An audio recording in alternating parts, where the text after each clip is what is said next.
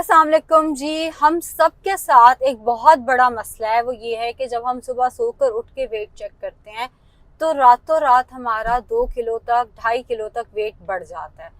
अब उसकी क्या वजूहात हैं और क्या एक चीट मील हमारा वेट ऐसे क्यों बढ़ा देता है, या आप जैसे ही थोड़ा सा कुछ खाते हैं आपका वेट बाउंस बैक क्यों करने लग जाता है, आपका वेट वापस क्यों बढ़ने लग जाता है, ये सारा कुछ हम आज की इस वीडियो में डिस्कस करने वाले हैं। अच्छा, आप एक चीज नोट करेंगे, मैं ये नहीं कह रही फैट बढ़ जाता है, मैं बार बार कह रही हूँ वेट बढ़ जाता है, बिकॉज फैट इतनी तेजी से नहीं बढ़ सकता।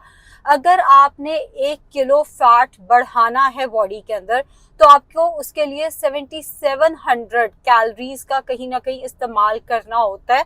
और 7700 कैलोरीज आप भी जानते हैं, मैं भी जानती हूँ कि एक दिन में हम नहीं खा सकते। अब आप सोचें कि हम कितने ही फ्रूट्स या कितने ही पिज्जास या कितने ही बर्गर्स खाएंगे तो 7700 कैलोरीज जो कि 1 किलो गेन कराती हैं वो हम अपनी पूरी कर सकेंगे। तो ऑन एवरेज अगर आपने 2 से 3 किलो वजन बढ़ाया है तो उसके लिए आपको 20 से 25 हजार कैलोरीज इस्तेमाल करनी होंगी।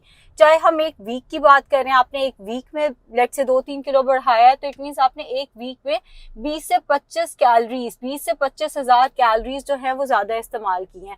इसी तरह अगर आपने एक दिन में बढ़ाया ये वेट तो इसका मतलब है आपने एक दिन में 20 से 25 हजार कैलोरीज अपनी रिक्वायर्ड कैलोरी से ज्यादा इस्तेमाल किया। अब ये नामुमकिन है, तो इट मीन्स कि वो जो वेट हमारा बढ़ता है वो एक्चुअली फैट होता ही नहीं है, क्योंकि फैट के तो मैंने आपको बता दिया कि आपको कितनी ज्यादा कैलोरीज चाहिए 1 kg फैट बढ़ाने के लिए या 2 से 3 किलो फैट बढ़ाने के लिए। अब होता क्या है, किन वजूहात की वजह से वो होता है, सबसे पहले तो हम उनको डिस्कस कर लेते हैं। सबसे पहली वजह ये होती है कि हम होते हैं लो कार्ब डाइट पे। जब भी हम डाइटिंग कर रहे होते हैं हम कार्ब्स रोकते नहीं है, कार्ब्स बुरी चीज नहीं है। आप मेरी वीडियोस में अक्सर सुनते रहते हैं, मैं कार्ब्स को यही कहती हूँ कि कार्ब्स होने चाहिए डाइट में, वरना वेट बाउंस बैक करता है। लेकिन हम जब डाइट प्लान पे जाते हैं हम लो कार्बोहाइड्रेट, जितनी हमारी रूटीन में कार्ब्स होते हैं हम उनसे कम इस्तेमाल कर रहे होते हैं। अब जब हम थोड़े से ज्यादा कार्बोहाइड्रेट्स लेते हैं, वो चीट मील की फॉर्म में भी हो सकता है, आप पिज्जा खाते हैं तो आप जितने अपने डाइट प्लान में कार्ब्स ले रहे थे आपने थोड़े से उससे ज्यादा कार्ब्स ले लिए, या वो रोटी की फॉर्म में है कि आपने रोटी थोड़ी ज्यादा खा ली या आपने चावल थोड़े ज्यादा खा लिए और आपका वेट अगले दिन फिर उतना हो गया जितने से आपने कम करना शुरू किया था। या लेट से आपका 74 था जब आपने वेट लॉस शुरू किया, 72 पे आके वो दोबारा अगले दिन 74 हो गया।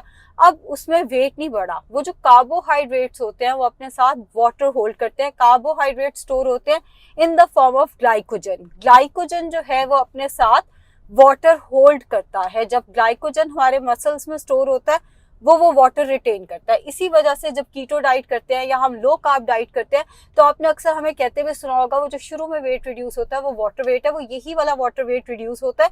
एंड जो बाउंस बैक भी करता है वो यही वाला वाटर वेट है, वो फैट नहीं है, वो चर्बी नहीं है जो इतनी तेजी से वापस आ गई है, वो बेसिकली वाटर वेट है जो कि आपने कम कार्ब्स खा के रिड्यूस किया था, वो बाउंस बैक भी कर गया। उसमें ऑब्वियसली उसमें फैट भी आपने रिड्यूस किया होगा, बट वो जो बाउंस बैक किया और रातों रात स्केल पे या even with in 2 to 3 days जो आपके स्केल पे डिफरेंस नजर आया वो आपके वाटर वेट का होता है, वो आपकी चर्बी जो है वो इतनी तेजी से नहीं आती। दूसरा हमारे पास जो फैक्टर आता है वो आता है कॉन्स्टिपेशन। अक्सर ये होता है कि क्लाइंट्स को कॉन्स्टिपेशन हुई होती है, उनकी बॉल मूवमेंट जो है वो इतनी अच्छी नहीं होती, वो रेगुलर नहीं होती, जिसकी वजह से उन्हें जाहिर है गैस्ट्रिक इशू का भी प्रॉब्लम फेस करना पड़ रहा होता है। उनको जाहिर है बाउल मूवमेंट अच्छी नहीं है तो वो वॉशरूम भी नहीं जा रहे, जिसकी वजह से उनका वेट जो है वो ज्यादा आ रहा होता है।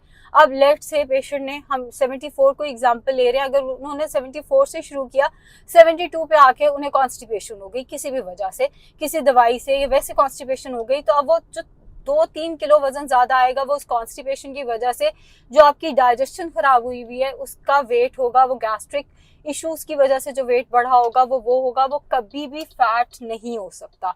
तीसरा आता है जी ये जो हम चीट मील्स अपने करते हैं लेट नाइट।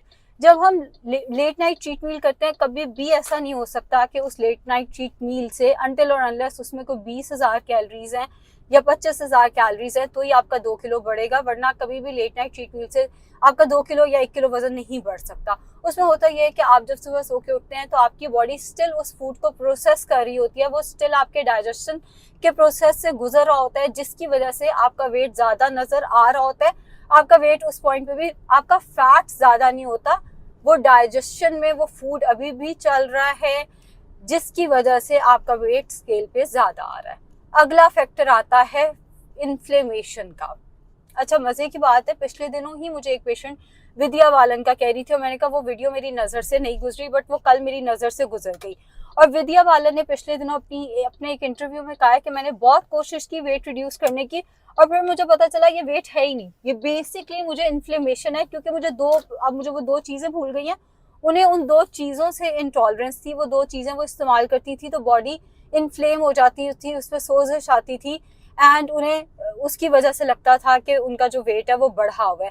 इसी तरह अगर आप कोई ऐसी चीज इस्तेमाल करते हैं जो कि आपकी बॉडी को सूट नहीं करती, जैसे अगर हम दूध का इस्तेमाल करते हैं, लैक्टोज इंटॉलरेंस एशिया में बहुत सारे लोगों को है, तो उससे हमारा थोड़ा सा पाउच भी बाहर निकल आता है पेट का, उससे हमारी बॉडी में इन्फ्लेमेशन भी हो सकती है। हाँ, अगर आपको दूध सूट करता है तो दूध फिर लेने में कोई हर्ज नहीं है, ये मैंने एक एग्जांपल दी है।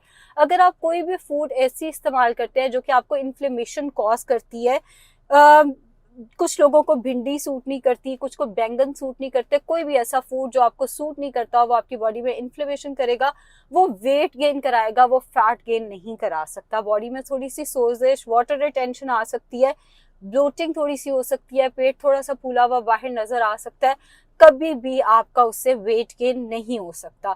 अगला हमारे पास फैक्टर आता है जो सिर्फ खवातीन के लिए है, वो है मेंस्ट्रुअल साइकिल। जब फीमेल का साइकिल आने वाला होता है, हम फीमेल्स का, तो उसमें ये होता है कि आपकी बॉडी थोड़ा सा वाटर रिटेन कर लेती है। जब मेंस्ट्रुअल साइकिल आने वाला है तब भी 2-3 दिन पहले, मेंस्ट्रुअल साइकिल के दरमियान में भी और मेंस्ट्रुअल साइकिल के एंड पे भी हमारा वेट थोड़ा सा बढ़ा हुआ नजर आता है। वो भी वेट नहीं होता, वो भी वो भी फैट नहीं होता, एक्चुअली वेट तो होता है, वो फैट नहीं होता। वो भी यही वाला फैक्टर आ रहा होता है कि बॉडी ने वाटर रिटेन किया हुआ है, और उस वाटर रिटेंशन की वजह से आपको ये लग रहा होता है कि आपकी बॉडी ने फैट गेन कर लिया है। या जैसे अक्सर खवातीन मुझे कहती हैं, हम क्या करें, हमारा तो जी मेंस्ट्रुअल साइकिल पे सारा वेट बाउंस बैक कर जाता है। भाई बाउंस बैक नहीं करता, वो बॉडी का वाटर वेट है और वो कम हो जाएगा। इससे अगला फैक्टर बड़े मजे का है, वो फैक्टर है बार बार वेट चेक करना। खुदारा इस चीज से बाहर निकल आए। मेरे बहुत सारे बड़े पढ़े लिखे क्लाइंट्स भी ये काम करते हैं। देखें डॉक्टर साहबा, हम सुबह सो के उठे, हमारा वेट था 72, हमने पानी पिया, हमारा वेट बढ़ गया, उसके बाद हमने नाश्ता किया, हमारा वेट और बढ़ गया, उसके बाद हमने खाना खाया और वेट बढ़ गया, फिर हमने दोपहर का खाना खाया और वेट बढ़ गया। भाई आप जैसे जैसे खाना खा रहे हैं वो आपके मैदे के अंदर है, वो आपके इंटेस्टाइन्स के अंदर है, वो फौरन निकल तो नहीं ना क्या बॉडी के अंदर से। तो जैसे जैसे आप खाना खा रहे हैं, आपका डाइजेस्टिव सिस्टम एक्टिव हो रहा है, वो उस हिसाब से खाना आपके अंदर ही है, वो खाना आपके अंदर से बाहर नहीं निकला है। इवन अगर आपने पानी भी, लेट से आपने 2 ग्लास पानी पी लिया, तो आधा किलो वजन तो उसी से बढ़ जाएगा। हमें ये लगता है कि हमारा वेट बढ़ गया। बहुत सारे क्लाइंट्स की ये कंप्लेन होती है, हम जैसे ही चीट मील कर लेते हैं हमारा वेट बढ़ जाता है। उसमें क्या करते हैं, ये चीट मील करते हैं साथ ही वेट स्केल पे खड़े उठ जाते हैं। अब सुबह वेट आ रहा था 72, चीट मील के बाद आ रहा है 74.5 या 75। वो जो पूरे दिन में खाया पिया हुआ है वो उसकी वजह से भी आ रहा है। फिर वो जो मैंने अभी समझाया कि कार्ब्स ने वाटर होल्ड किए हैं, वो उसकी भी वजह से आ रहा है। तो ये वाली गलती कभी भी नहीं करनी कि आप बार बार अपना वेट चेक करें। प्लीज इस ऑब्सेशन से निकल आए, 15 दिन से पहले अपना वेट चेक मत किया करें। इससे अगला जो फैक्टर आता है वो आता है स्केल का डिफरेंस। थोड़ा है फैक्टर ये भी हमारे पास, बहुत ज्यादा कॉमन नहीं है। वो ये है कि आपने लेट से आप एक फार्मेसी पे गए, आपने अपना वेट चेक किया, उसके बाद आपको एक दवाई वहां से नहीं मिली तो आप अगली फार्मेसी पे चले गए, अगली फार्मेसी पे फिर वेट स्केल बढ़ा था, आपने फिर अपना वेट चेक कर लिया, फिर आपको कोई दवाई नहीं मिली, फिर आप तीसरी फार्मेसी पे चले गए। अब तीनों फार्मेसीज के वेट स्केल पे आपका वेट डिफरेंट आएगा। और होता क्या है, पेशेंट पैनिक कर जाता है। वो कहता है कि हमारा वेट तो मिनटों में बढ़ता है जी, घंटे तो दूर की बात है, हमारा तो वेट मिनटों में बढ़ता है। वो वेट नहीं बढ़ रहा, वो स्केल का डिफरेंस आ रहा है। इसी तरह कई क्लाइंट्स जब हमारे क्लिनिक में आते हैं तो वो घर से जब वेट चेक करके आते हैं, घर का स्केल और वेट बताता है, जब वो क्लिनिक आते हैं स्केल का डिफरेंस आ जाता है।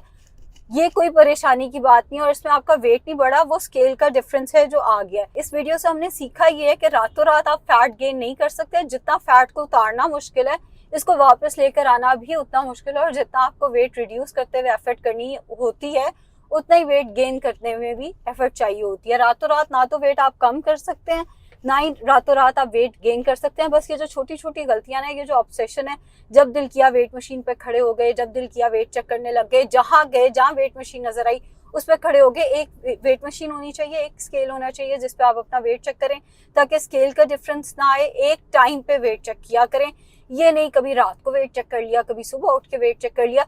ये वाली चीज भी आपकी नहीं होनी चाहिए।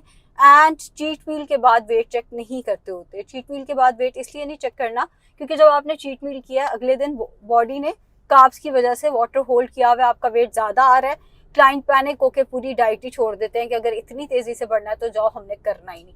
उम्मीद है आप लोगों को वीडियो पसंद आई होगी। कोई और टॉपिक जो आपको लगे कि मुझे कवर करना चाहिए वो कमेंट सेक्शन में ज़रूर बताएं। मैं कोशिश करूंगी कि मैं इस टॉपिक पे ज़रूर बात करूं। शुक्रिया, ख्याल रखिएगा अपना सब लोग।